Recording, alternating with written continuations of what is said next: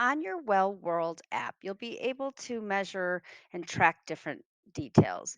You'll start with your goals, your weight, the amount of time you'll spend meditating, moving, and sleeping, as well as your water intake. On a day to day basis, you can track many things, including your waist circumference, which won't change that quickly. So maybe at the beginning and the end, follow how your bowels are doing. Follow also what time you're going to sleep, the quality of your rest, if you've woken up multiple times. And this way you can see how you're progressing through the cleanse. You'll also be able to track your water very easily. Each day, you can start with a wake up. You can give yourself a note. You'll see your breakfast plan, the shake, and your supplements. You'll have a mid morning snack if you need to. You'll see your lunch, your options there.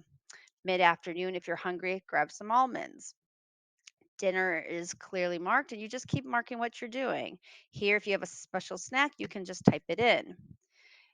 In the end, you're going to also define what exercise you did and your meditation.